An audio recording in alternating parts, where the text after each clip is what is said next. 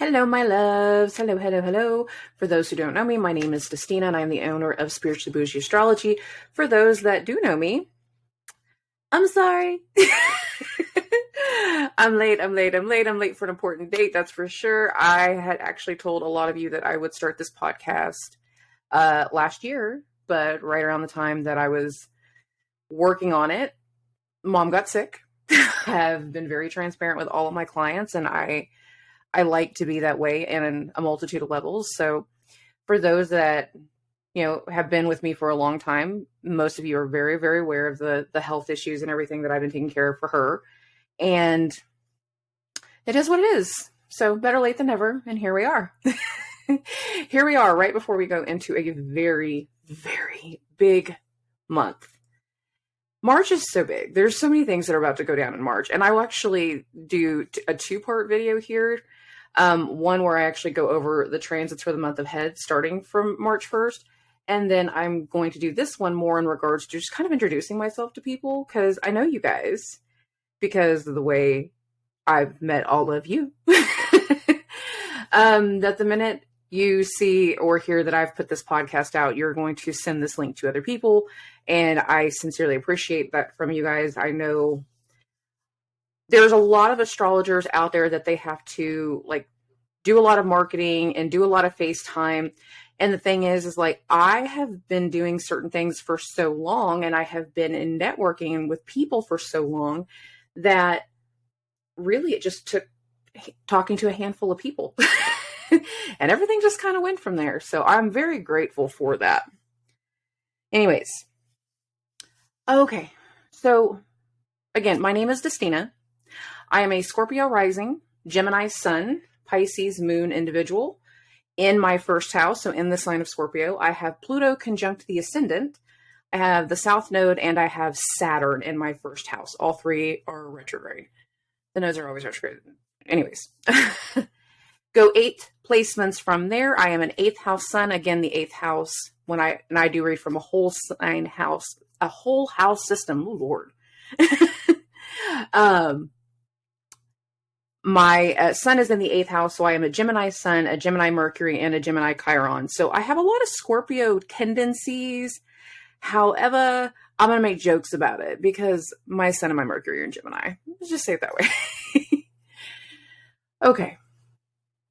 So the whole idea for this first episode that I want to do was just kind of explain how all of this kind of came to be, because the people that have known me for the last 12 or so years, all they've ever known is the home builder side of me, the real estate side, the person that I was always putting very forward, because the thing is, growing up in hard times, I said Pluto conjunct the ascendant, and Pluto went through my entire first house, my entire childhood. So, difficult life.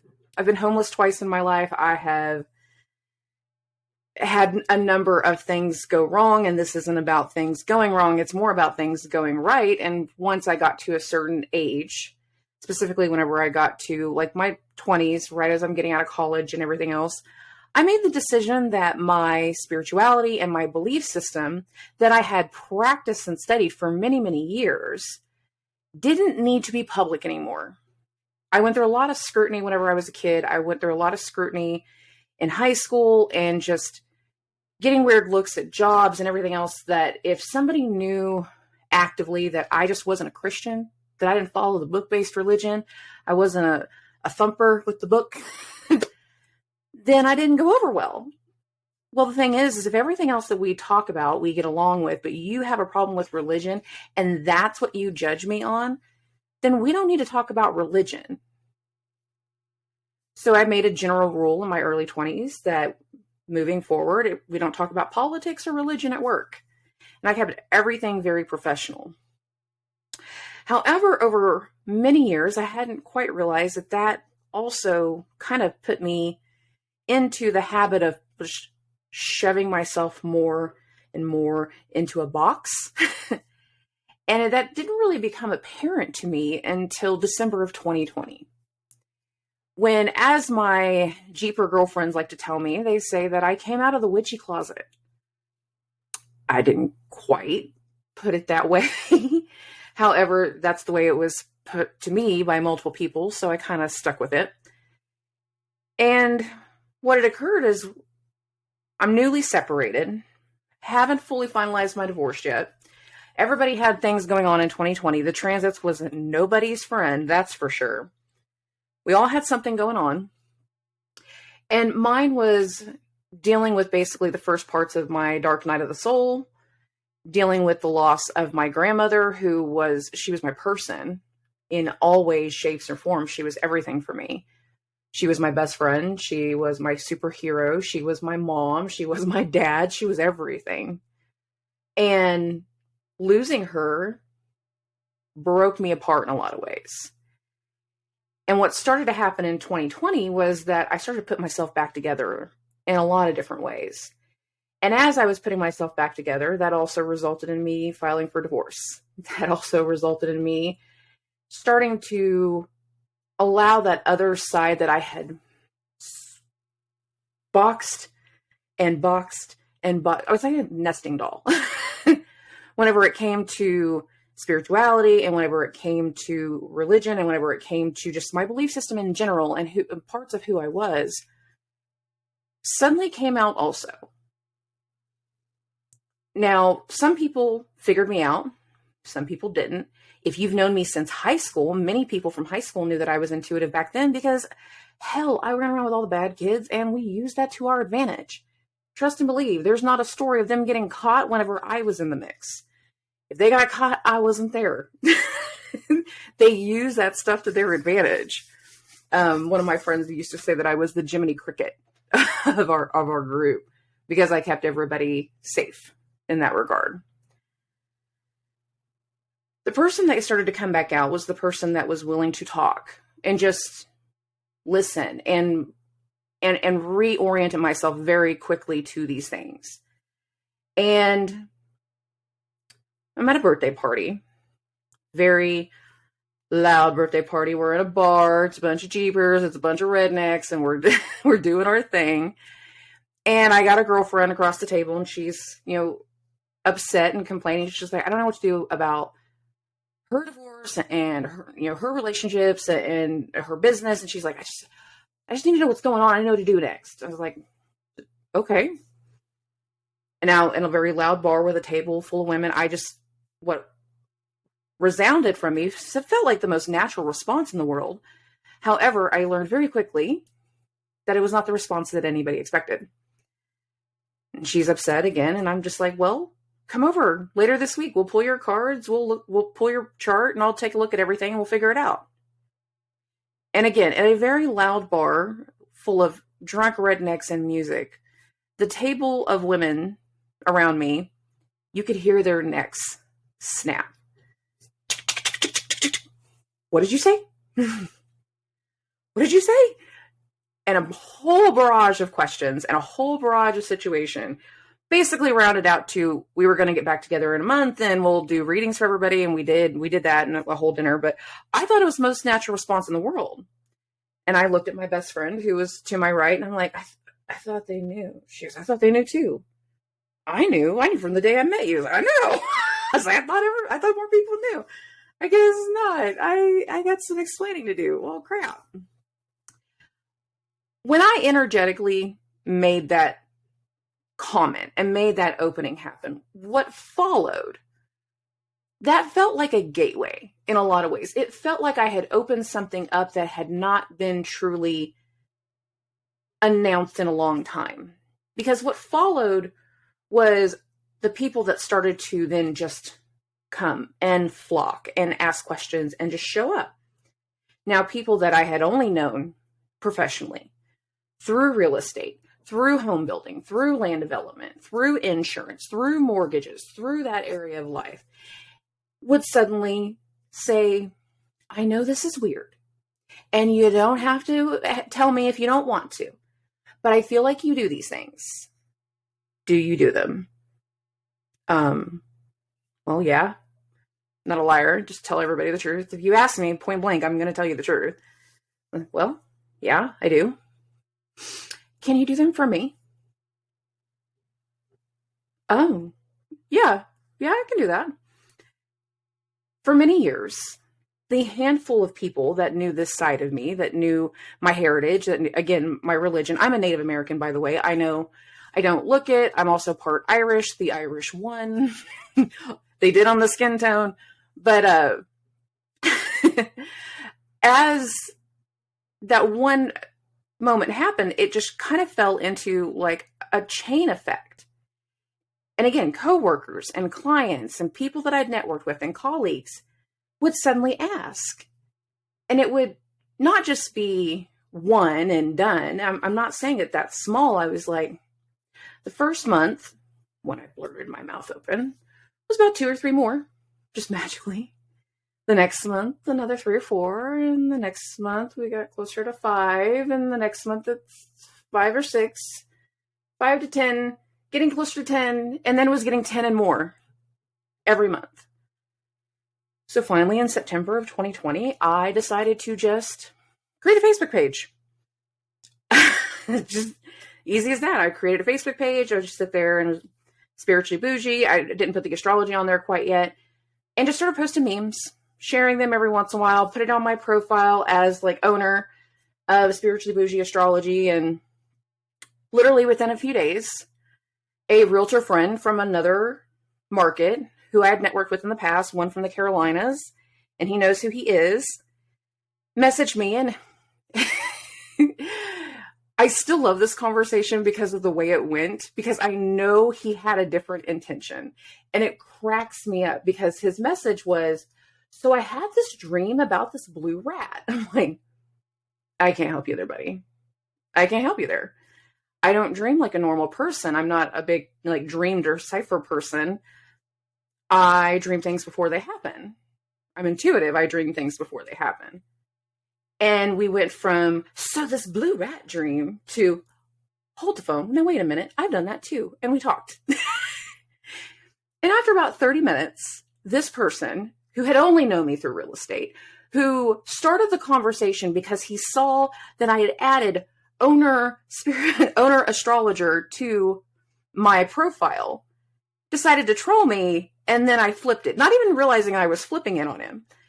And by the end of this conversation, by the end of the situation, he was my very first official paid me client to do a reading for him.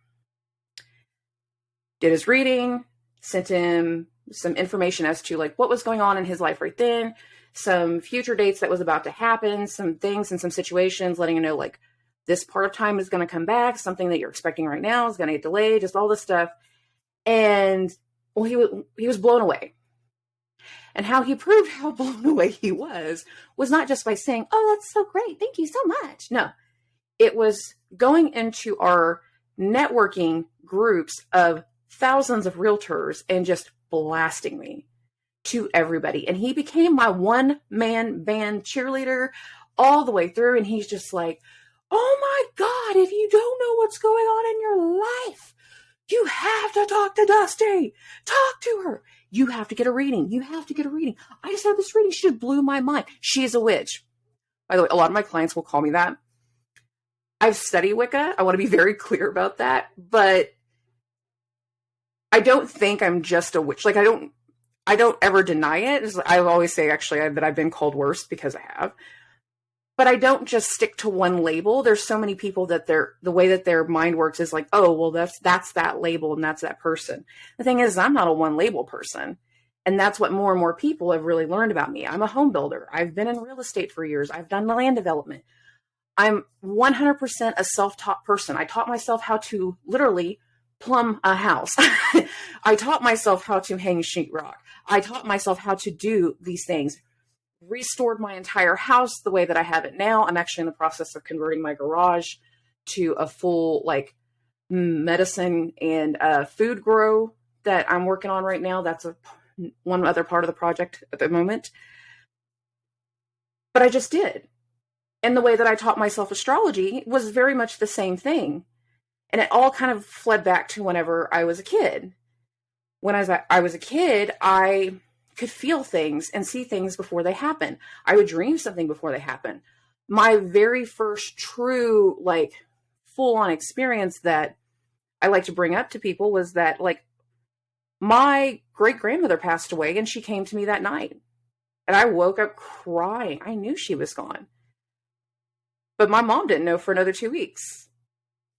So when she did tell me 2 weeks later, I had already had time to process it. I was like, yeah, I know. I told you 2 weeks ago. I told you. That was fun. 10 years old was fun. And that's kind of how a lot of those things have always worked for me. It's just like, oh yeah, I knew that was coming. We talked about that. We knew part of this timeline would be weird. And the thing is, as a kid, and on my mom's side, I didn't have that person to lean into. I didn't have anybody else that was intuitive that could explain what was going on. I didn't meet my dad's side of the family, my dad's kids, and that Native American side of my family until I was 18. I had to do it whenever I was an adult. And even then, it wasn't even met with a lot of fanfare, just being honest. It took a long time to get to where I could actually have better access to tribe and to our traditions and things of those natures. I had been kept away from them for a very long time, but once certain things were overcome, then a lot more things started to make sense. Whenever I first met that side of the family and I learned that, oh, there's other intuitive people that are on that side, it was just a wave of relief because it made me feel sane. But the only way that I could make that all make sense whenever I was younger was to try to study and find other ways that this was going to be, this would make sense.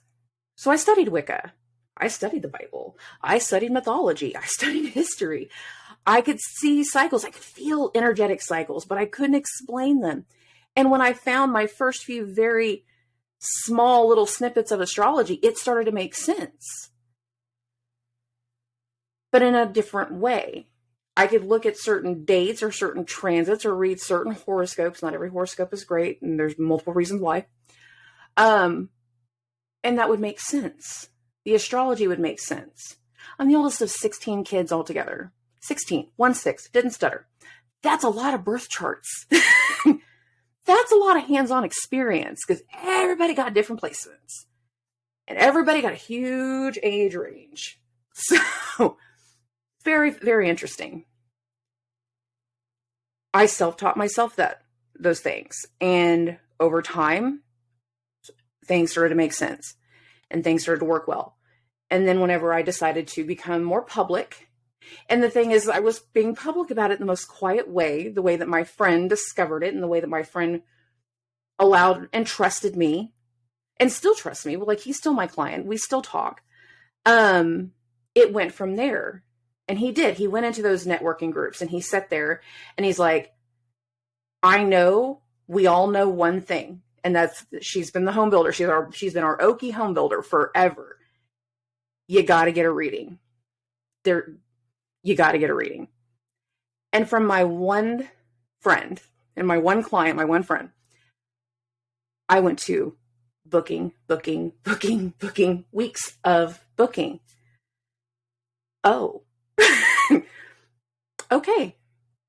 I was newly starting to break away from real estate. I was really starting to make changes and adjustments to kind of take that step back from home building right as all the lumber prices and stuff was starting to spike because I could immediately see it. I'm like, I told the owners of the company that I worked for, I'm like, this is a bubble starting. That's a bubble starting. You can't see the start of a bubble. Yeah, you can. You can watch the pattern. You can see this one spike and it's going to lead to another and another and another and another. And it's going to have a whole ripple effect. It has a chain effect. You can see it if you watch the pattern. Lumber spikes. We started to have so many issues with getting all of our material and everything else. And after a while, you're just kind of done. You're like, I'm going to get out of here, but while I still have the chance. And I said what I said to get out of there. Got my, started to work on my personal piece and started even more being more open about who I was because hell, if I'm not working for a company, I might as well be honest about who I am and what I do and what I believe. And between all of the people that just started randomly coming to me and asking me, hey, I feel like you do these things. Do you do them? Can you help me? And my network of realtors and real estate people and salespeople and mortgage and lawyers and everything else. I turned it into a business. I officially started the Spiritually Bougie Astrology page in September of 2021. I had originally planned to launch this podcast and everything at the 1-year date of just doing that dry run. That, of course, got interrupted. Thank you, Mars retrograde in Gemini in my 8th house, messing with my money. Thanks, Mars retrograde. It was also in my mom's 6th house of health. So once, you put that layered effect and you understand exactly what you're looking at, you're like, oh, yes. Yeah, there's other things going on. So had to get to 2023, had to get to this time. And I figured the best time to start this podcast would be right as the shitstorm's about to start. Because it's about to start. And it starts in March. And that is going to be the big portion of what the second video is going to be about. So this first one, like I said, a part 1 and a part 2, because I wanted to kind of introduce myself and offer credentials up. I don't feel like a lot of astrologers do that. I feel like a lot of people just randomly say one day, oh, hey, I do this. That's kind of what I was doing at first. But I was more doing it just because I wanted to see what happened. I love watching what happens naturally. I love seeing how the universe and how everything just tangibly comes into effect without actually having to push too much. When you allow for certain things to just happen, it's kind of incredible to watch. It's really interesting to watch how everything unfolds and watch whenever somebody tries to rush to do something ahead of time, whenever ultimately it doesn't work out in the way that they're wanting, and then they still end up lining out right with the timeline of the transits. Astrology is a very beautiful thing. It's a wonderful tool, but the thing is it's a tool. And that's what a lot of people kind of struggle with. There's some people that they divulge everything and like, oh no, that's not what my chart says. That's not what the stars said tonight. And then there's other people going, wait, the stars actually told you that? The stars said I was going to have a rough day. Yeah, babe. Sometimes it's like that. So anyways, this is the end of part 1. I will start part 2 here in just a second. I want to check on my contractors that are in the backyard. And then we're going to talk about March.